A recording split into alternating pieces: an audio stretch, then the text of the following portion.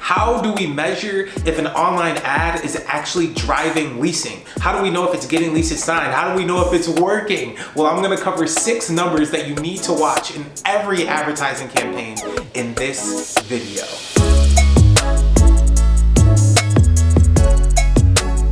Welcome back to Lease Up Leaders, guys, where we're all about helping you lease up your student housing property with creativity and entertainment.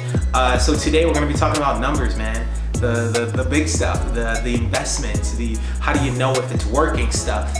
And I think this is some of my favorite stuff because it's how you make sense of an investment.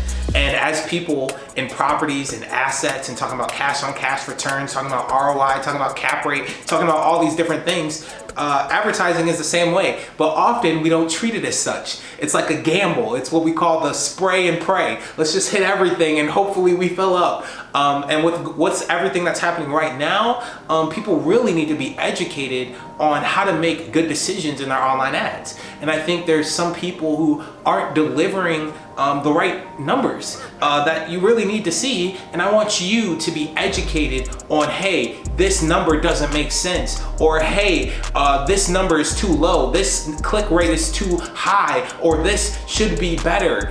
So you can actually hold advertisers on your team and external vendors accountable.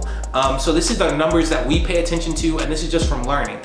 Everyone starts somewhere, so I want to make sure that we're constantly learning together, and I want to share what we're learning right now. So let's look at the leasing funnel. I think this funnel is the key to understanding advertising metrics. There's really only 6. That's it. You know, you look online, there's CPC, there's CTR, there's OMG, there's all these things. Like, what do I pay attention to? But really, we know that there's the 20% that gets 80% of the results. So that's what these numbers are. So looking at the leasing funnel, attract, engage, which is also lead generation, and convert, like actually getting leases signed. At every stage of the leasing funnel, there are really only 2 numbers that we need to pay attention to. On the left here, you see our cost. These are things that say, hey, this is how much we spend in order to get one of these actions. And on the right is our rate. These are, hey, what percentage of people who see this thing or take this action end up taking this other action as well. So when you understand your cost and then you understand your rate, you can then have an ad campaign that you see as successful or unsuccessful. You then have benchmarks to then drive and focus on when we're talking about goals. So let's do a brief overview of these numbers. At the attract stage, you have your cost per click and you have your click-through rate. You see the acronyms there. We'll cover those in detail in a moment. But then in the engagement stage, you actually have your cost per lead and your landing page conversion rate, okay? So that's how we're actually measuring lead generation. And then at the next level of the convert stage, you have your cost per lease, the cost per acquisition of a lease, and then your lead to lease conversion rate. How are leads converting into leases? In a previous video, I actually talked about what advertising platforms to use at each stage of the leasing funnel. So if you want to check that out, be sure to check it out here or in the description below. So I'm going to make the assumption that you have seen these numbers before, but I want to make sure we put them in the context of leasing. So let's look at each one of these numbers really quickly. Attract. We're talking about cost per click. Hey, what does it cost for us to generate 1 click with this campaign? So there's so many variables in an ad, targeting, videos, all that stuff, right? But when you get to the numbers, these are very objective. The cost per click is either good or bad. It's either lower or higher. And that's why we focus on these numbers. The click-through rate, which is how many people who saw the ad clicked it. What percentage of people who saw the ad clicked the link? That is saying, hey, the better percent of people who are clicking the ad after seeing it, that means we have a better ad, we have a better targeting, we have a better message. Something is better. It's either better or worse. That's why I like focusing on these numbers. And that's key at the awareness stage. Other metrics that might be important are video views, because you can retarget based on that. That's great. Percentage watched is very important as well, but we'll cover that in another video.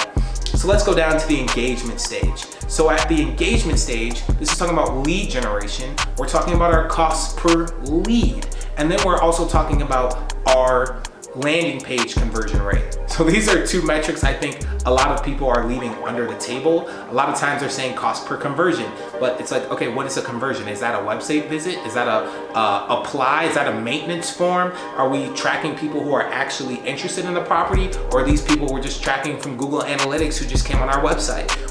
Let's get specific. So we're talking about leads. So cost per lead, how much do we have to invest in order to get a form submission of a prospect? Someone who's actually interested in living at the property, right? We gotta be that clear. And then the landing page's conversion rate, which is one of my favorite metrics, is, hey, how many people who clicked the ad, saw the landing page, and put in their information? That's gonna tell us how the landing page is converting, right? Can you guys start seeing how now this can start to get a better understanding of how to build a campaign and how to see what is performing well? If we understand the cost per click, okay, it costs us this much to get a click. This percentage of people who see the ad click it. And then we get down to the landing page conversion rate. This amount of people who click the ad actually put in their info. This is how much it's costing us to get a lead. Now can you see how you can begin predicting the results of a campaign when you're getting these numbers? Cool, let's keep going. So now at the final stage, we have the conversion stage of the funnel. So we have our cost per lease. How much does it cost us to actually generate a lease? And then how much does it actually, what percentage of the people who opt in as a lead actually sign a lease? Those are the 6 numbers that you should be watching. Are there other numbers? Yes, but these are the ones that will really drive leasing. These are the ones that are the 20% that affect the other 80%.